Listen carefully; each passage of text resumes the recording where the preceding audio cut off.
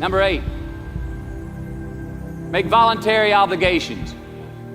All right, mom and dad, since we were young, they teach us things as children. Teachers, mentors, the government, and laws, they all give us guidelines for which to navigate this life. Rules to abide by in the name of accountability. I'm not talking about those obligations. I'm talking about the ones that we make with ourselves, with our God, with our own consciousness. I'm talking about the you versus you obligations. We have to have them. Now again, these are not societal laws, expectations that we acknowledge and endow for anyone other than ourselves. These are faith-based obligations that we make on our own. These are not the lowered insurance rates for a good driving record. You will not be fined or put in jail if you do not gratify these obligations I speak of. No one else governs these but you. They are your secrets with yourself, your own private counsel, personal protocols. And while nobody throws you a party when you abide by them, no one's going to arrest you when you break them either, except yourself. Or some cops who got a disturbing the peace call at 2:30 in the morning because you were playing bongos and birthdays. An honest man's pillow is his peace of mind. And when you lay down on that pillow at night, no matter who's in your bed, we all sleep alone. These are your personal Jiminy Crickets, and there are not enough cops in the entire world to police them. It's on you. It's on you. Number 9, from can to want. All right, check this out. In 1995, I got my first big paycheck as an actor. I think it was $150. The film was on with Boys on the Side. We were shooting in Tucson, Arizona. And I had this sweet little adobe guest house on the edge of the Saguaro National Park. The house came with a maid. My first maid. It was awesome. So, I got a friend over on Friday night. We're having a little time, and I'm telling her about how happy I am with my setup. The house, the maid, especially the maid. I'm telling her, look, they say she cleans the place up after I go to work. She washes my clothes, the dishes, puts fresh water by my bed, leaves me cooked meals sometimes. She even presses my jeans. My friend, she smiles at me, happy that I'm excited over this. She says, well, that's great, Matthew, if you like your jeans pressed. I kind of looked up at her, my jaw caught hanging open, I stuttered a moment. Dumbass look that you get when you know the truth. It? I hate that line. Going down the front of my jeans. I hate that line. And it was then, for the first time, that I noticed it. I never thought about not liking that starch line down the front of my jeans because I'd never had a maid to iron my jeans before. And since she did, now for the first time in my life, I just liked it because I could get it. I never thought about it if I really wanted it. Well, I didn't want it there, that line. And that night I learned something. Just because you can? Nah, come on. It's not a good enough reason to do something. Even when it means having more. Be discerning.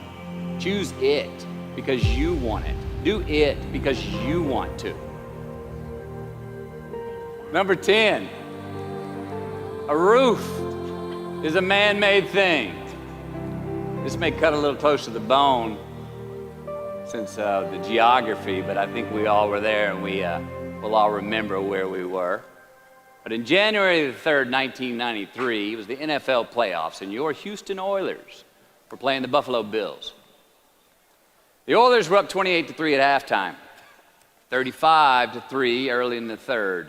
Frank Reich and the Bills come back to win 41-38 in overtime for one of the greatest comebacks in NFL history. Yeah, the Bills won, but they didn't really beat the Oilers. The Oilers lost that game. They beat themselves. Why? Why'd they beat themselves? Or how? Was it because at halftime they put a ceiling, a roof, a limit on their belief in themselves, aka the prevent defense? Or maybe they started thinking about the next opponent in the playoffs at halftime. I mean, they were up. Then they came out and played on their heels lost the mental edge the entire second half, and voila, they lost.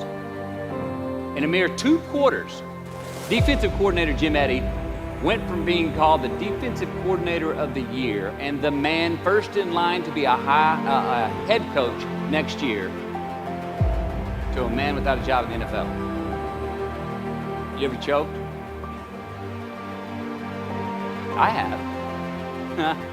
You know what I'm talking about, fumbling at the goal line, stuck your foot in your mouth once you got to the microphone, had a brain freeze on the exam that you were totally prepared for, forgot the punchline to a joke in front of 4,000 graduating students at the University of Houston commencement.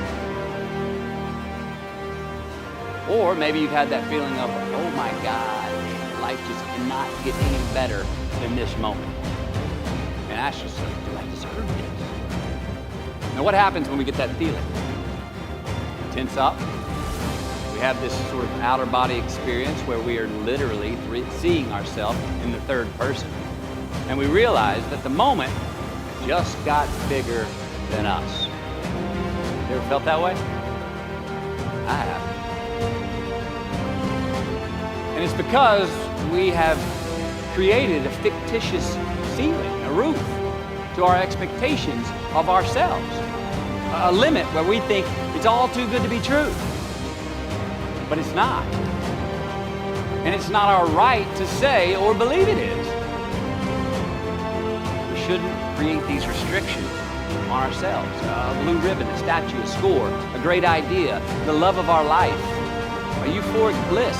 Who are we to think that we don't deserve or haven't earned these gifts when we get them? It's not our right. But if we stay in process, right, within ourselves, in the joy of the doing, we will never choke at the finish line. Why? Because we aren't thinking of the finish line.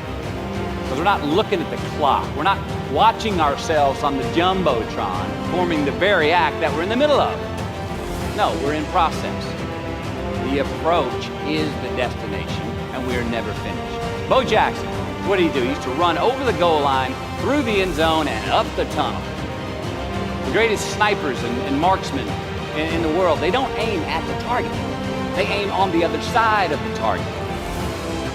We do our best when our destinations are beyond the measurement, when our reach continually exceeds our grasp, and when we have immortal finish lines. And when we do this, the race is never over. The journey has no port. The adventure never ends because we are always on the way. So do this, and let somebody else come up and tap you on the shoulder and say, hey, you scored. Let them run up and tap you on the shoulder and say, man, you won. Let them come tell you, you can go home now. Let them say, I love you too. Let them say, thank you. Take the lid off the man-made roofs that we put above ourselves and always play like an underdog.